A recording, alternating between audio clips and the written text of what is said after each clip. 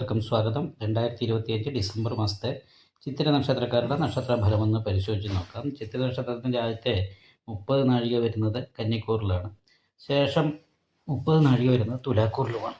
അപ്പോൾ കന്നിക്കൂറുകാരെ സംബന്ധിച്ചിടത്തോളം 10ാം ഭാവത്തിൽ വ്യാഴം സഞ്ചരിക്കുന്ന സമയമായതുകൊണ്ട് അനുകൂലമായിരിക്കുന്ന ഗുണഫലങ്ങൾക്ക് യോഗമാണ്. എന്നാൽ പോലും ചാരവശാൽ 10ൽ വ്യാഴം വരുന്ന അത്ര ഉത്തമമല്ലാത്തതുകൊണ്ട് വിഷ്ണു ക്ഷേത്രം, നെയ്വിളക്ക്, ഭാഗ്യസുക്താർച്ചന മുതലായിട്ടുള്ള വഴിപാടുകളൊക്കെ ചെയ്തിട്ട് ദൈവാധീനം വർദ്ധിപ്പിക്കാനായിട്ട് പ്രത്യേകം ശ്രദ്ധിക്കണം. കാരണം 10ാം ഭാവത്തിൽ നിൽക്കുന്ന വ്യാഴം ചാരവശാൽ അത്ര അനുകൂലമായിരിക്കുന്ന ഗുണഫലങ്ങൾ ചെയ്യില്ല. അതേപോലെ തന്നെ പ്രബലമായിരിക്കുന്ന ശത്രുദോഷമാണ് കാണുന്നത്. 7ാം ഭാവത്തിൽ ശത്രുസ്ഥാനാധിപതി ബാധയിൽ നിൽക്കുന്നത് കാരണം കൊണ്ട് രണ്ട് കാര്യങ്ങൾക്കും തടസ്സം വരുത്തുന്ന ഒരവസ്ഥയാണ്. അപ്പോൾ അത് കാരണം കൊണ്ട് ശത്രുദോഷ പരിഹാരമായിട്ട് സുദർശന പുഷ്പാഞ്ജലി, നെയ്വിളക്കും വിഷ്ണു ക്ഷേത്രത്തിൽ ചെയ്യണം. അയ്യപ്പ ക്ഷേത്രത്തിൽ നീരാഞ്ജനം വഴിപാട് ചെയ്യണം. കാരണം ശത്രുസ്ഥാനാധിപതി ആയിരിക്കുന്ന ശനിയാണ് 7ാം ഭാവത്തിൽ നിൽക്കുന്നത്. കർമ്മസംബന്ധമായിട്ട് അനുകൂലമായിരിക്കുന്ന ഗുണഫലങ്ങൾക്ക് യോഗമാണ്. കർമാധിപതി, ലാഭാധിപതിയുടെ യോഗം ചെയ്തിട്ടാണ് ലഗ്നത്തിൻ്റെ സഹായ സ്ഥാനത്ത് നിൽക്കുന്നത്. എന്നാൽ 4ാം ഭാവത്തിൽ ചൊവ്വയും സൂര്യനുമാണ്. അത് കാരണം കൊണ്ട് വീട് വിട്ടു നിൽക്കാനിട വരിക, വീട്ടിലിരിക്കുമ്പോൾ ദേഷ്യം, എടുത്തിയായിട്ട് ഇങ്ങനെയുള്ള പ്രശ്നങ്ങൾ ഉണ്ടാകാനുള്ള സാധ്യതയുണ്ട്.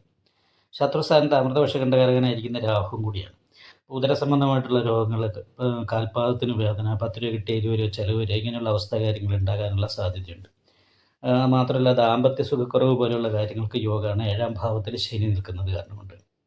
അപ്പോൾ അതിനൊക്കെ പരിഹാരമായിക്കൊണ്ട് ഉള്ള വഴിപാടുകൾ ചെയ്യണം. ദേവീക്ഷേത്രത്തിൽ ഗുരുതി പുഷ്പാഞ്ജലി, നെയ്വിളക്കം കഴിപ്പിക്കണം. അതേപോലെ തന്നെ ശിവക്ഷേത്രത്തിൽ ശംഖാഭിഷേകം, നെയ്വിളക്ക്, അഘോര പുഷ്പാഞ്ജലി എന്നീ വഴിപാടുകളൊക്കെ ചെയ്താൽ തടസ്സങ്ങളൊക്കെ മാറി അനുകൂലമായ ഗുണഫലങ്ങൾ അനുഭവിക്കാനായിട്ട് സാധിക്കാൻ, ആവശ്യ ചെലവ് നിയന്ത്രിക്കാനും പ്രത്യേകം ശ്രദ്ധിക്കുന്നത് നല്ലതാണ്.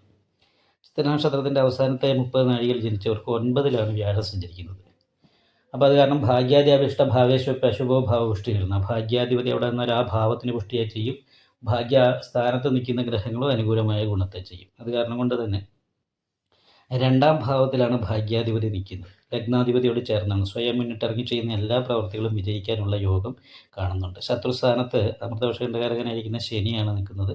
ശത്രുദോഷത്തിൻ്റെതായിരിക്കുന്ന ദുരിതമുണ്ട്. പക്ഷേ ബാധകാധിപതി നിൽക്കുന്നത് ലഗ്നത്തിൻ്റെ സഹായ സ്ഥാനത്ത്. അപ്പോൾ സഹായികളായിരിക്കുന്ന വ്യക്തികളുടെ അപ്രീതി പോലെയുള്ള കാര്യങ്ങൾ, സഹോദരന്മാരുടെ ഭാഗത്തു നിന്നുള്ള അപ്രീതി, ഇങ്ങനെയുള്ള പ്രശ്നങ്ങൾക്ക് യോഗമുള്ളത് കാരണം കൊണ്ടൊന്ന് ശ്രദ്ധിക്കുന്നത് നന്നായിരിക്കും. അപ്പോൾ മറ്റുള്ളവരോടൊക്കെ സംസാരിക്കുമ്പോഴൊക്കെ വളരെ സൗമ്യമായിട്ട് സംസാരിക്കാനും എടുത്തിയായിട്ടും കുറയ്ക്കാനും ഒക്കെ ശ്രദ്ധിക്കണം.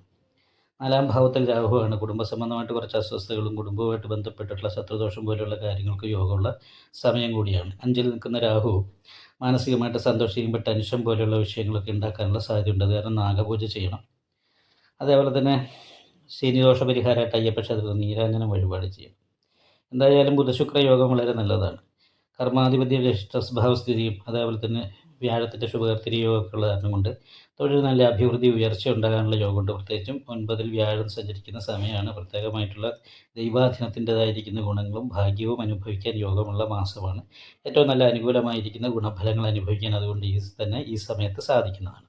പക്ഷേ സഹായികൾ ശത്രുക്കളാകാതിരിക്കാൻ ശ്രദ്ധിക്കുന്നത് നന്നായിരിക്കും. ബാധകാധിപതി സഹായ സ്ഥാനത്താണ് നിൽക്കുന്നത്. അപ്പോൾ നന്നായിട്ട് പ്രാർത്ഥിക്കുകയും ചെയ്യുക. ഈ വഴിപാടുകൾ ചെയ്യാൻ മറക്കാതിരിക്കുക. നിങ്ങൾക്ക് ഈ വീഡിയോ ഇഷ്ടപ്പെട്ടാൽ ലൈക്ക് ചെയ്യുക. നിങ്ങളുടെ അഭിപ്രായങ്ങൾ കമൻറ്റ് ചെയ്യാം. ജ്യോതിഷവുമായി ബന്ധപ്പെട്ട കൂടുതൽ കാര്യങ്ങൾ അറിയാൻ ഈ ചാനൽ സബ്സ്ക്രൈബ് ചെയ്യുക. ഞങ്ങളുടെ ഓൺലൈൻ കൺസൾട്ടൻസി നമ്പർ താഴെ ഡിസ്ക്രിപ്ഷൻ ബോക്സിൽ കൊടുത്തിട്ടുണ്ട്. ആവശ്യമുള്ളവർക്ക് കോൺടാക്റ്റ് ചെയ്യാവുന്നതാണ്.